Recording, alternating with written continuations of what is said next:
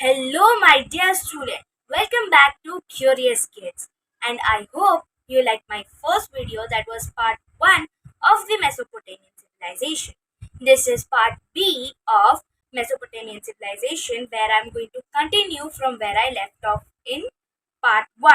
So, I'll share my screen. Great. Now, as you can see on my screen over here, I am going to continue from the sources of that were discovered in Mesopotamia, right? Okay, let's continue. So, there are two sources, archaeological sources and the literary sources that we excavated in Mesopotamia. And so, first, we are going to discuss archaeological sources. The archaeological sources are the main source of information of the Mesopotamian civilization. The royal tombs excavated in the city of Ur throw light on the faith of Mesopotamians in life after death. The cylindrical seals give us important information about the socio-religious beliefs of the Mesopotamians. The Harappan seals discovered in Mesopotamian cities are a valuable source to understand the relations between Mesopotamia and India. Now, let me explain this paragraph. The first source that we are going to discover is the first source that was discovered that gave us most information about the Mesopotamians were the archaeological sources. Now, the archaeological sources, of course, are the main sources of information of the Mesopotamian civilization. Now, the royal tombs were excavated in the city of Ur. Now, I showed you Ur in my last video where it is located just under like southeast to Eridu city. Now, the royal tombs that were discovered in Ur throw light of how the Mesopotamians believed or had faith in life after death. So, they mostly believed in life after death. Okay, and the cylindrical seals give us important information about the socio-religious beliefs of the Mesopotamians. The cylindrical seals that were discovered also give us important information about the socio-religious beliefs of the Mesopotamians. What is socio-religious? Like the local beliefs, the local religious beliefs of the Mesopotamians. Now, the Harappan seals discovered in Mesopotamian cities. What are the Harappan cities?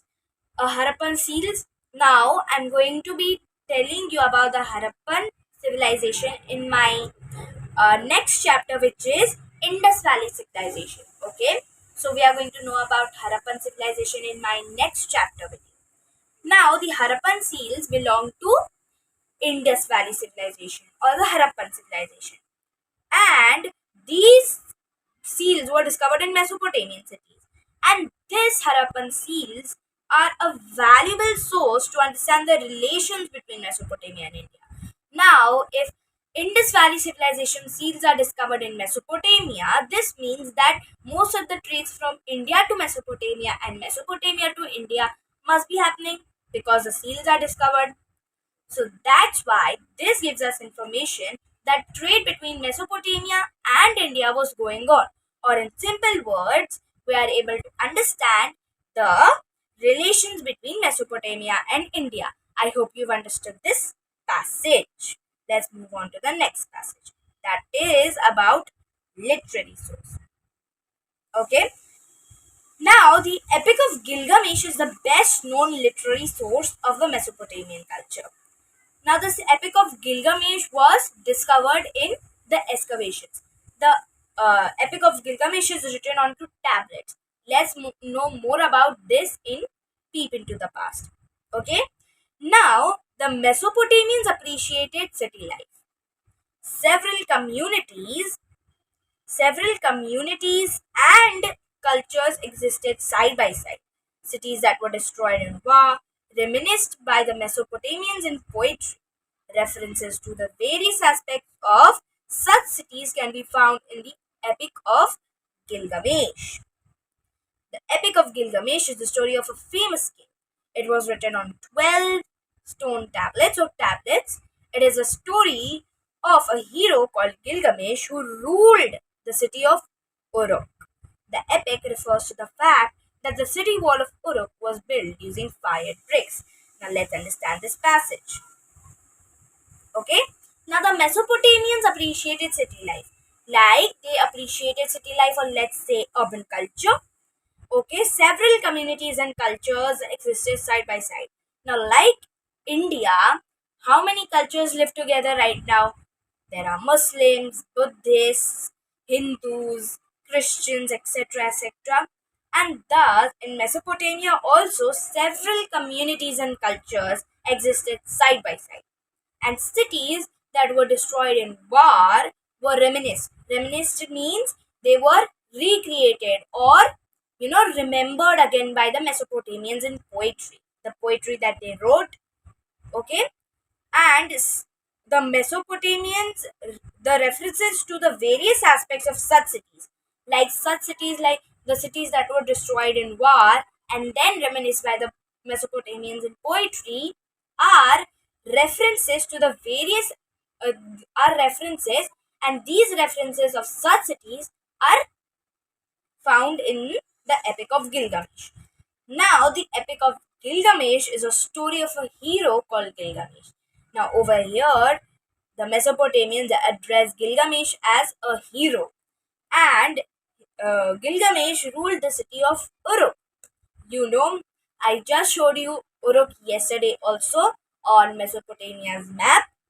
The epic refers to the fact that the city wall of Uruk was built using fired bricks. The city wall of Uruk was built using fired bricks, and in this is also explained in the Epic of Gilgamesh. Great. Now,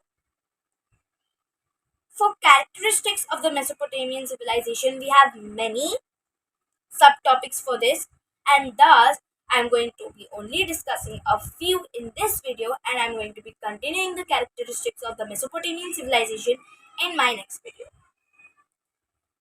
The characteristics of Mesopotamian civilization, the first one is town planning. Now, the excavations at the Sumerian city, that is the first city that was built in Mesopotamian kingdom, or indicate that the Mesopotamian towers were not as well planned as some of the cities of the Indus Valley civilization. The city was primarily divided into three main parts, namely the sacred area, the walled city on a mound, and the outer town. Okay, now let's understand this paragraph. Now, in the Sumerian city, there were excavations done, and the excavation indicate that Ur, the Mesopotamian towns were not as well planned as some of the cities of the Indus Valley civilization. I'll tell you more about Indus Valley in the Indus Valley civilization chapter. But over here, a small hint is that Indus Valley civilization were well planned based on drainage, etc. points, and thus over here, Mesopotamian towns were not as well planned as some of the cities of the Indus Valley civilization. The Mesopotamian cities uh, were divided into three main parts, that is, the secret area, the walled city on a mound, and the outer town. Let's know more about this in the next paragraph. Okay, now the next paragraph here tells us that the sacred area had a temple tower or ziggurat. It was dedicated to the city's chief god, whom they worshipped as chief god. The famous ziggurat located at Ur was a rectangular structure with a base of mud bricks that are 50 feet high. The smaller temples in the ziggurat were dedicated to other gods. The area had offices and storehouses. The structures in the cities were made of mud bricks. The people resided in walled cities. These massive walls were constructed to protect the city from enemy attacks. However, houses were built along the streets, and every house had a central courtyard with rooms around it. Okay, now let's understand this paragraph. Now, as you know, the area was divided into three main parts, and the first part was sacred area. So over here, this paragraph is talking about the sacred area right now. Now, the sacred area had a temple or a ziggurat, as they called it. Now, the ziggurat was dedicated to the chief god that the Mesopotamians worshipped. Now, the famous ziggurat located at Ur was a rectangular structure with a base of mud bricks. Now, I'll show you the picture of the ziggurat at the end of this paragraph. Okay.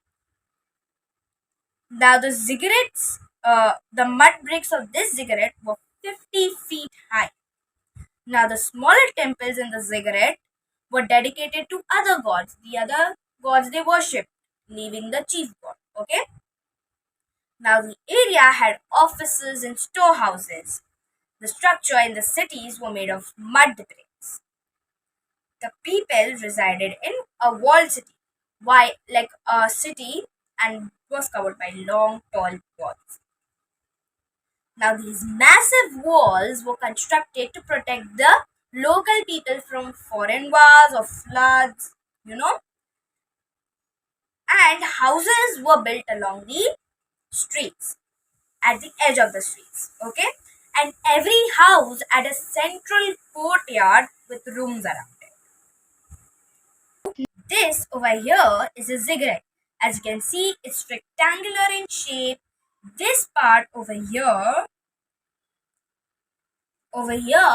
this is our chief gods, and other temples at the down, like over here, at lower level, were dedicated to other gods. And this was a wall to protect from enemy attacks, etc. Okay. Now let's try to answer this brain teaser. I'll only give you hints. Baki, you will have to answer the brain teaser on your own. Let's see. Comment down below if you get the answer. Okay. The brain teaser is: do you think town planning is essential for the development of a civilization? Give appropriate reasons. Okay. Now you'll have to use bullet points for this. Let's see if you give the right answer. The hints for this are, as you just heard, big walls, grids, blocks, street planning, courtyards, house structures. Okay, so these are the hints and you have to frame your answer. Architecture, my favorite part. Now, the Mesopotamian architects introduced the construction of architectural form like arches, columns, domes, and walls in the building. Now, ziggurats were multi-storied structures decorated with tiles, precious stones, and marbles. These temple towers were also used as observations. Schools, granaries, and trade centers. The Hanging Gardens of Babylon are an excellent example of the Mesopotamian architecture. They were known as Hanging Gardens of Babylon because they were constructed high above the ground on a split level. Now, as you can see, this is the Hanging Gardens of Babylon. So pretty, right? Let's understand this paragraph. Now, the Mesopotamian architects were they introduced architectural forms like arches, columns, domes, and walls. They first created these forms and then we adapted to these forms and used this. Okay. Now, the ziggurats were multi-story. As I just showed you, they were multi-story with many floors. And these floors were decorated with tiles, precious stones like gems, marbles, and also marks. Now, these temple towers were also used as observatories. Now, the Mesopotamians, what they did, they also used ziggurats as observatories and used to look at the stars and everything. And that's how they spotted many, rashis and everything, and many zodiacs and constellations. And that's how they trace the sun and the moon's cycle and their route. Now, the next thing they have written, that the temple towers were also used as observatories, schools, granaries, and trade centers. Now, what are granaries and trade centers? Granary is where they store their food for the public or to be used afterwards when there is shortage of food. And trade centers, like when the trade are exported, they are exported from there. When they are imported, they are also imported from there. Now, the Hanging Gardens of Babylon are an excellent example of the Mesopotamian architecture. So beautiful, you can know how the Mesopotamian architects used to be in their work. Now, they were known as the hanging gardens because they were constructed high above ground, at like a high level above ground, on split level stone terraces. Now, see, as you can see, this is constructed so high above the ground at split level terraces. See, these are the split level terraces. Okay. Now, the last point that I'm going to be like discussing in this video is society. Now, society is again divided into two parts, that is social structure and family life. Now, the social structure, the society was again divided into three hierarchical classes in Mesopotamia. Now, they were as follows: the upper class, middle class, and lower class. The upper class included the members of the royal family, priests, and high officials. The middle class mainly consisted of farmers. It also included artisans, traders, and laborers. Who are artisans? The artists. The class consisted of slaves, and slaves were mostly captured in gardens. Let's move to the next point, that is family life. Now, the father was the head of the family.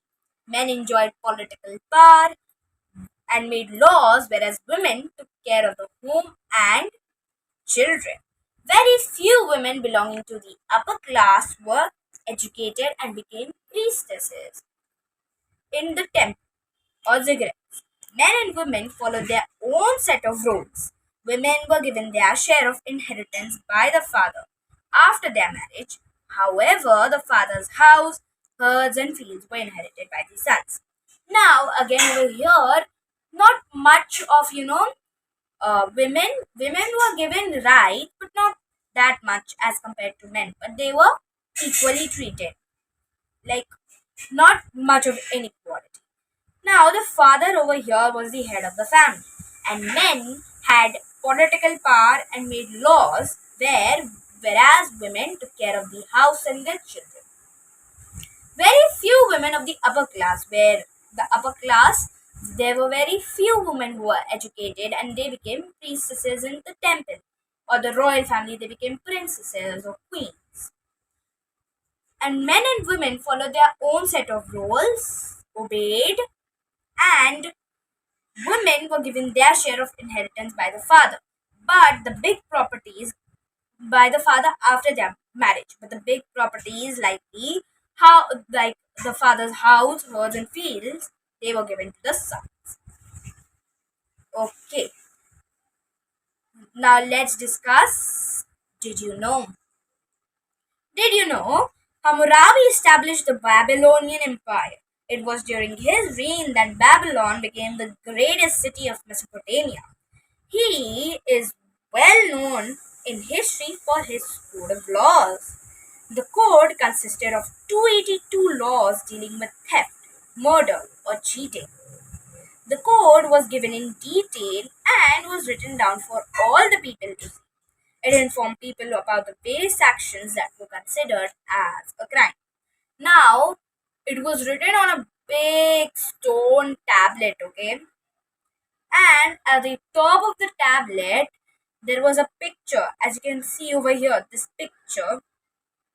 there was this picture at the top of the tablet which depicted the sun god giving the code of laws to Hammurabi as a gift or a prize. Okay, so okay, now we've discussed our chapter till today, and till today we've discussed our chapter. In the next video, I'll continue this after for characteristics of Mesopotamian civilization. Till then, take care, be safe, bye bye.